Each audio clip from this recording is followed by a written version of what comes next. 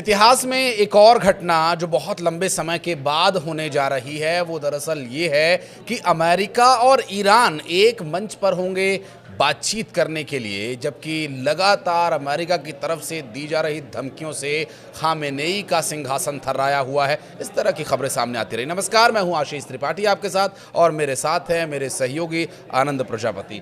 आनंद, बहुत सारे मसलों पर अंतर्राष्ट्रीय स्तर पर अमेरिका का हस्तक्षेप हम देख रहे हैं और स्टीव विटकॉफ जो लगातार अंतर्राष्ट्रीय स्तर पर बातचीत कर रहे हैं, रूस यूक्रेन युद्ध को भी शांत कराने के लिए ट्रंप ने उन्हें भेजा हुआ है। लेकिन ईरान के लिए क्या संदेश है विटकॉफ के माध्यम से ट्रंप का? दरअसल आज बैठक होने वाली है ईरान और अमेरिका की, और ये बैठक एक दशक बाद, मतलब कि ये बैठक 2015 में हुई थी ओबामा के समय में, और ओबामा के समय के बाद से ये पहली औपचारिक बैठक है ईरान और अमेरिका की। और ये बैठक है न्यूक्लियर डील को लेकर के। बैठक हो रहा है ओमान में, ओमान इसकी मध्यस्थता कर रहा है और सब जानते हैं ओमान और ईरान की संबंध कैसे हैं। बहुत मीठे संबंध हैं उनके में, बहुत अच्छे संबंध है। तो इस कारण से ओमान को मध्यस्थता करने का एक तरीके से युद्ध जो इनके विवाद चल रहे हैं अमेरिका और ईरान की, या फिर अमेरिका जैसा चाहता है कि डील हो जाए ईरान से न्यूक्लियर पावर पर, उस चीज़ के लिए मध्यस्थता कर रहा है ओमान। अब ये देखना दिलचस्प ये होगा कि अभी विटकॉफ पहुँचे हुए हैं ओमान और ये बैठक आज होने वाली है। लेकिन इस बैठक के पहले अभी विटकॉफ पहुँचे थे रूस, पुतिन से उनकी मुलाकात हुई है, उन्होंने सीज फायर को लेकर के बातचीत की थी उस विषय को लेकर के।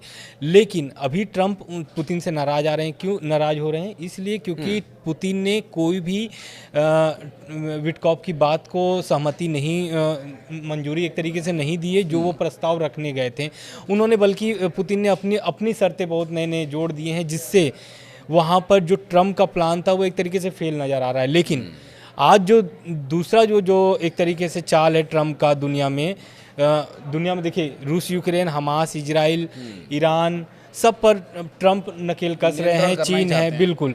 लेकिन आज की जो बैठक है वो बहुत महत्वपूर्ण है और इस बैठक से स्पष्ट हो जाएगा कि आने वाला दिन ईरान और अमेरिका के लिए कैसा होगा।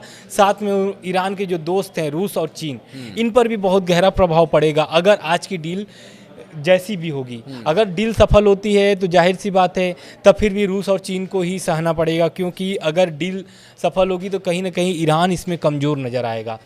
दूसरा बात, अगर ईरान डील नहीं करता है तो इस पर ट्रंप पहले भी धमकी दे चुके हैं। आज उनके प्रेस सचिव, ट्रंप के जो प्रेस सचिव है, उनका बयान आया है और उन्होंने बोला है कि जो आज ओमान में बैठक होने वाली है ईरान के साथ, अगर ये बैठक सफल नहीं होती है तो ट्रंप सैन्य कार्रवाई के लिए तैयार हैं। और इस चीज़ को लेकर के ईरान को समझना पड़ेगा कि न्यूक्लियर डील कितना अहम है अमेरिका के लिए। ये तो देखिए, ये वो चीज़ें हैं जो बिल्कुल स्पष्ट तौर पर अंतर्राष्ट्रीय स्तर पर चल रही है, लेकिन कुछ पर्दे के पीछे घटनाएं घटित हो रही, जैसे अयतुल्ला अली खामेनेई को एक चिट्ठी भेजी गई थी। उस चिट्ठी का मजमून क्या है? बिल्कुल, दरअसल ये चिट्ठी भेजी गई थी तो ट्रंप ने इस पर बयान भी दिया था। ट्रंप ने बोला कि मैंने ईरान के सुप्रीम लीडर को चिट्ठी भेजा है लेकिन उसका अभी तक जवाब नहीं मिला है।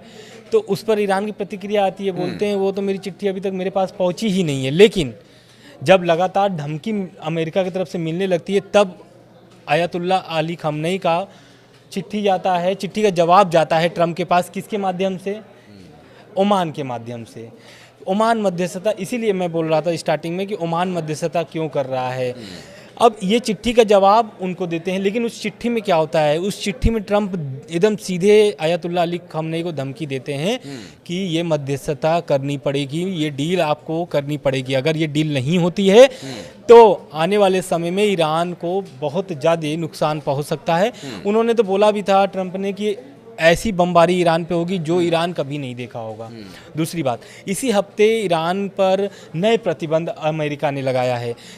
एक तो पहले तो जो परमाणु कार्यक्रम पर वो प्रतिबंध लगे हुए हैं, तेल पर उनके नए और प्रतिबंध लगा दिए हैं, जिससे ईरान और कमज़ोर नज़र होते हुए आ रहा है। लेकिन इसके साथ साथ नेतन्याहू को भी एक चेतावनी दे चुके हैं ट्रंप की जब बैठक हुई थी नेतन्याहू के साथ, तो उस समय ट्रंप ने एक तरीके से धमकी लहजे में ही बोल सकते हैं कि नेतन्याहू को उनका तो अंदाज ही यही है। बिल्कुल, उन्होंने बोल दिया था कि जो बैठक होने वाली है ईरान और अमेरिका की ओमान में, इस बैठक के बीच या इस बैठक के दौरान कोई भी आप ऐसी गतिविधि नहीं करेंगे जिससे इस बैठक विफल हो। मतलब इजराइल को इस तरीके से बोल दिया गया कि इजराइल कोई भी ऐसा गलती न करे जिससे ईरान का बैठक विफल हो। जो नेतन्याहू का हमने रवैया देखा है, उनका तो रवैया ही बगावती रहता है हमेशा से। और वो जो कह रहे हैं कि कोई गलती ना करें या वो किस तरह का क्या एक्शन ले सकते हैं नेतन्याहू, जिसका डर है ट्रंप को, या यूं कहे कि वो ट्रंप के द्वारा उन्हें चेताया जा रहा है? बिल्कुल, देखिए स्टार्टिंग पहला जो मांग थी ना कि परमाणु कार्यक्रम जो ईरान चला रहा है वो ख़त्म कर देना चाहिए, ये पहली मांग जो थी इजराइल की ही थी। और इजराइल को पता है कि जब भी परमाणु बम अगर हासिल हो जाता है ईरान को, तो सबसे ज़्यादा अगर नुकसान सहना होगा तो वो है इजराइल। क्योंकि इजराइल पर जो अभी हमला कर रहे हैं 3 संगठन, हमास, हिजबुल्लाह और हूती, और ये तीनों संगठन किनके ईरान के दम पर पलते हैं और ईरान का पूरा सहयोग होता है। कथित रूप से तो बोला ही जाता है, भले ईरान लेकिन नेतन्याहू को तो अमेरिका का सपोर्ट है, तो अमेरिका ही नेतन्याहू को क्यों चेता रहा है कि भैया कोई गड़बड़ी मत कीजिएगा? देखिए, वो चाहते हैं कि ईरान से जो डील होने वाली है वो डील हो जाए, क्योंकि उसमें कोई भी अगर गड़बड़ी होती है तो कहीं ना कहीं इजराइल और अमेरिका दोनों को भुगतना पड़ेगा। समझना होगा जो अंतर्राष्ट्रीय परमाणु ऊर्जा एजेंसी के बयान से। तो डील का फील क्या है? वो डील क्या रहेगी? देखिए, वो डील का फील अब बात 2018 की बात है, जब ये रद्द किए थे ट्रंप ने परमाणु कारगर को रद्द कर दिया था, ये परमाणु समझौते को। जब ओबामा थे 2015 में लेके आए थे, इस प्रस्ताव को रखे थे, उसमें 5 देश थे अमेरिका के साथ। लेकिन क्या होता है, जब ट्रंप आते हैं 2016 में, 16 के बाद 2018 में इस प्रोग्राम को, एक तरीके से इस बैठक को रद्द कर देते हैं, बोलते हैं कि इस प्रस्ताव पे कोई दम नहीं है। लेकिन अब वो दोबारा लेके आते हैं। क्यों लेके आते हैं? क्योंकि बहुत सारे जो एजेंसियां हैं अंतर्राष्ट्रीय, पहले हम बता देते हैं व्यूअर्स को कि अंतर्राष्ट्रीय परमाणु ऊर्जा एजेंसी, मैंने पहले वीडियो में बता चुका हूँ, लेकिन इस बार भी जो नया अपडेट आया है कि ईरान तो 6 परमाणु बम बना सकता है, लेकिन उसके पास जो यूरेनियम है वो 275 किलो यूरेनियम जमा हो चुका है, और इससे कुल 6 परमाणु बम बन सकते हैं। तो ये चीज़ को देखते हुए ट्रंप अपना एक नया मतलब प्रस्ताव लाते हैं डील के लिए, ईरान से डील करने के लिए, कि ईरान परमाणु बम न बना सके। दूसरा बात, अगर ईरान परमाणु बम बना लेता है और ये डील अगर नहीं होती है तो परमाणु बम बनाएगा ईरान। जब वो डील को 2018 में रद्द कर दिए थे ट्रंप, उसके बाद से ईरान परमाणु शक्ति बहुत ज़्यादा बढ़ गई है, मतलब परमाणु ताकत उसकी बहुत ज़्यादा बढ़ गई है, एकदम नज़दीक पहुंच गया है।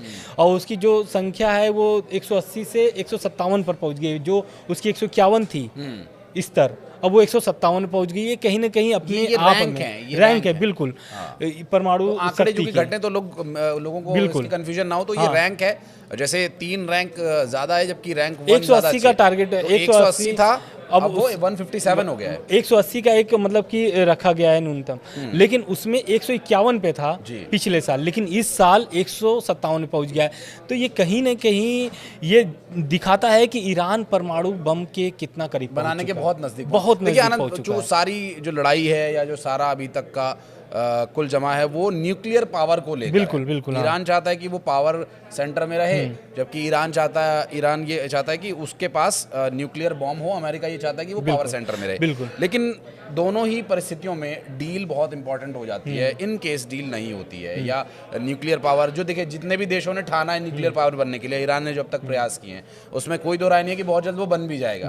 उसके बाद क्या बमबारी की जो आशंका जताई जा रही है, जो ट्रंप कह रहे हैं, अगर बमबारी होती है या वो न्यूक्लियर पावर बनता है तो दोनों की संभावनाएं, चूंकि देखिए न्यूक्लियर पावर तो वो बनेगा ही बनेगा, बिल्कुल। तो डील कैसे होगी, संभावनाएं किस बात की ज्यादा नजर आ रही है? अभी अंतर्राष्ट्रीय मीडिया का जो दावा है, अंतर्राष्ट्रीय मीडिया की रिपोर्ट के अगर अनुसार बताएं, अगर ये डील नहीं होती है तो इस साल के अंत में अमेरिका इजराइल दोनों साथ हमला कर सकते हैं ईरान के परमाणु ठिकानों पर। मतलब अगर ये डील नहीं होती है तो अगर इस डील को लेकर के पहले तो समझना होगा डील में ये क्या चाहते हैं। ट्रम्प क्या चाहते हैं और ईरान क्या चाहते हैं। ट्रम्प चाहते हैं कि जो लीबिया वाला जो प्रोग्राम था, लीबिया वाला जो परमाणु जो कार्यक्रम चला रहा था लीबिया, वो मॉडल अपनाना चाहते हैं ईरान पर। और ये नेतन्याहू पहले ही ट्रम्प पर रख चुके हैं कि जो लीबिया वाला मॉडल था ये ईरान पर भी लागू किया जाए। तो साफ ईरान ने मना कर दिया है, बोल दिया है कि लीबिया वाला जो मॉडल था उसमें लीबिया ने पूरे परमाणु कार्यक्रम को अपने रद्द कर दिया था। लेकिन ईरान ने स्पष्ट कर दिया, ईरान ने बोला है कि इस बैठक में हम शामिल अगर हो रहे हैं और बैठक में बातचीत होगी तो मैं परमाणु बम नहीं बनाऊंगा, लेकिन परमाणु कार्यक्रम मेरा चलता रहेगा। मतलब जो उनके परमाणु कार्यक्रम में जो हैं वो चलते रहेंगे, परमाणु बम वो नहीं बनाएंगे, ऐसे उनके दावे हैं। लेकिन अब यही दावे पर हो सकता है कि बात इनकी न बन पाए। अब बात अगर नहीं बनेगी तो इस साल के अंत में ईरान पर हमला हो सकता है। तो लेकिन आज की बैठक के बारे में, बिल्कुल आज की बैठक के बारे में चलते चलते क्या अपडेट देना चाहेंगे आप? देखिए, अपडेट तो ये देना चाहेंगे, तो पहले तो रूस ने अपने संसद में 20 साल का समझौता जो ईरान के साथ डील है वो प्रस्ताव पारित हो गया है संसद में, तो ईरान मजबूत वहाँ से नज़र आ रहा है। दूसरा पॉइंट, इराक में अपने सैन्य मतलब कि एक तरीके से बैलिस्टिक मिसाइलें भेज दी हैं अपने जो ईरान के समर्थित कट्टरपंथी जो संगठन है उनके लिए। तीसरा वो सीरिया में भी अपनी पकड़ बना के रखा है ईरान। अगर मिडिल ईस्ट में अमेरिका का पकड़ सबसे अधिक है तो इजराइल के बाद है अफगानिस्तान, जो है बगराम एयरबेस। बगराम एयरबेस 4 साल पहले अमेरिका छोड़ चुका था, लेकिन अब वो वापस लौटा है पिछले हफ्ते। ऐसा दावा किया जा रहा है कि C-17 एयरबेस जो है वो वहाँ पर लैंड किया है, बगराम एयरबेस पर।